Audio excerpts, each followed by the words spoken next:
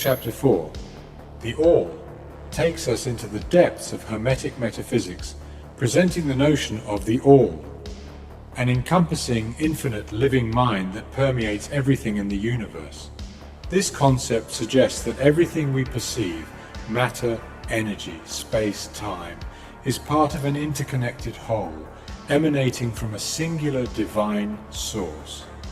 This divine source, or the All, according to Hermeticism, is not a distant deity, but an intrinsic aspect of all existence.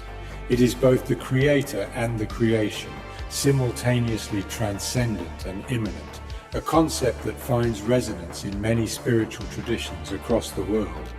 In parallel, modern science has been gradually moving towards a holistic understanding of the universe.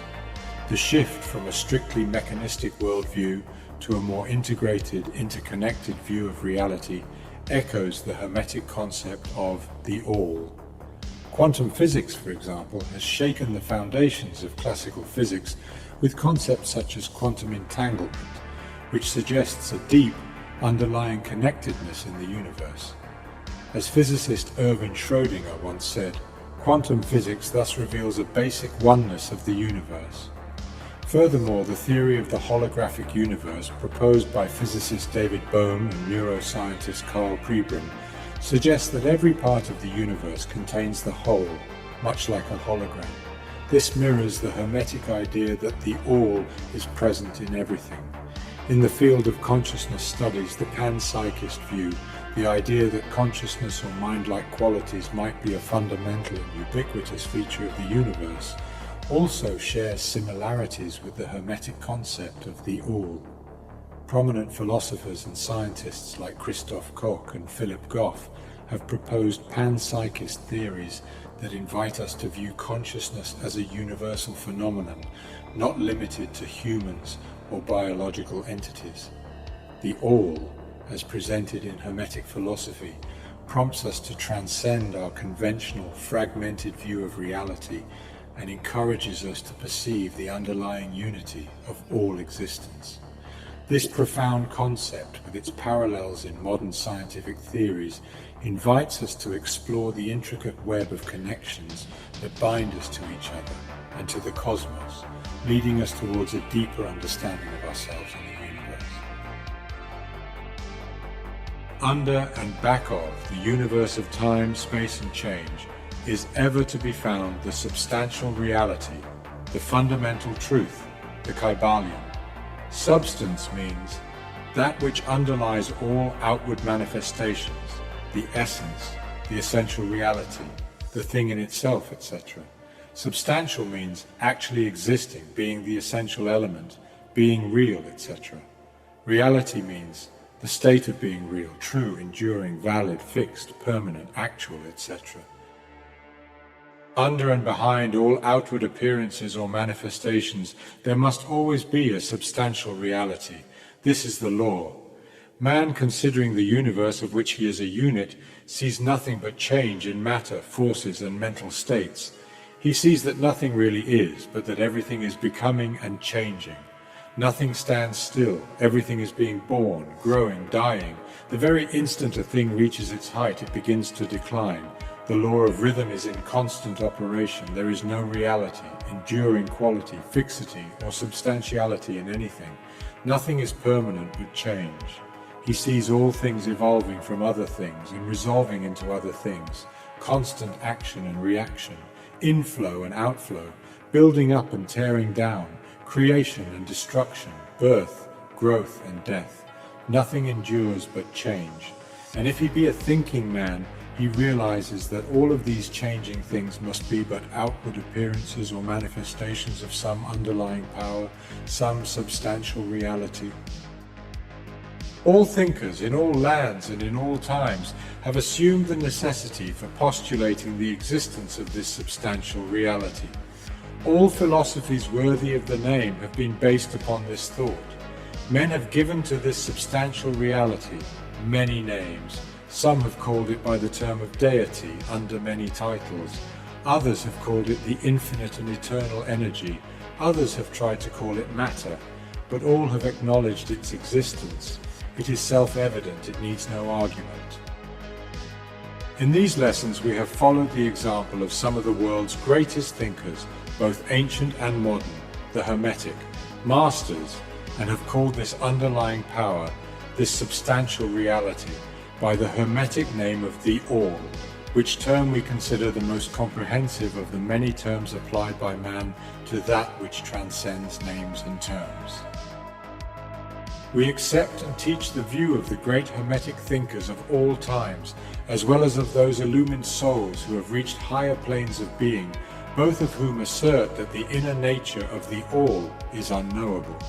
This must be so, for naught by the All itself can comprehend its own nature and being. The Hermetists believe and teach that the All, in itself, is and must ever be unknowable. They regard all the theories, guesses and speculations of the theologians and metaphysicians regarding the inner nature of the All as but the childish efforts of mortal minds to grasp the secret of the infinite. Such efforts have always failed and will always fail from the very nature of the task. One pursuing such inquiries travels around and around in the labyrinth of thought until he is lost to all sane reasoning, action or conduct, and is utterly unfitted for the work of life. He is like the squirrel which frantically runs around and around the circling treadmill wheel of his cage, travelling ever and yet reaching nowhere, at the end a prisoner still and standing just where he started.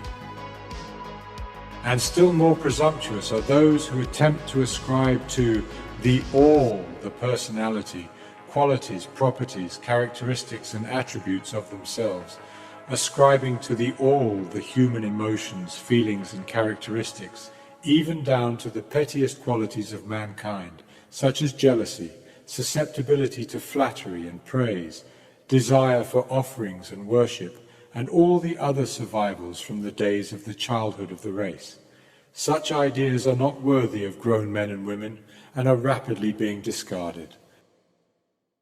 At this point, it may be proper for me to state that we make a distinction between religion and theology, between philosophy and metaphysics.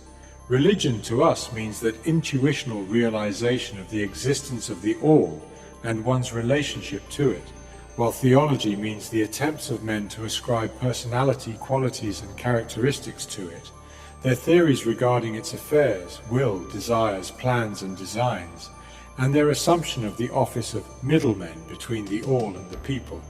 Philosophy to us means the inquiry after knowledge of things knowable and thinkable, while metaphysics means the attempt to carry the inquiry over and beyond the boundaries and into regions unknowable and unthinkable, and with the same tendency as that of theology. And consequently, both religion and philosophy mean to us things having roots in reality, while theology and metaphysics seem like broken reeds, rooted in the quicksands of ignorance and affording naught but the most insecure support for the mind or soul of man. We do not insist upon our students accepting these definitions. We mention them merely to show our position. At any rate, you shall hear very little about theology and metaphysics in these lessons. But while the essential nature of the All is unknowable, there are certain truths connected with its existence which the human mind finds itself compelled to accept, and an examination of these reports form a proper subject of inquiry, particularly as they agree with the reports of the illumined on higher planes, and to this inquiry we now invite you. That which is the fundamental truth, the substantial reality, is beyond true naming, but the wise men call it the All, the Kybalion. In its essence, the All is unknowable, the Kybalion, but the report of reason must be hospitably received and treated with respect, the Kybalion. The human reason, whose reports we must accept so long as we think at all, informs us as follows regarding the All, and that without attempting to remove the veil of the unknowable. 1. The All must be all that really is. There can be nothing existing outside of the All, else the All would not be the All. 2. The All must be infinite, for there is nothing else to define, confine, bound, limit, or restrict the All. It must be infinite in time, or eternal. It must have always continuously existed, for there is nothing else to have ever created it, and something can never evolve from nothing. And if it had ever not been, even for a moment, it would not be now. It must continuously exist forever, for there is nothing to destroy it, and it can never not be, even for a moment, because something can never become nothing. It must be infinite in space. It must be everywhere, for there is no place outside of the all.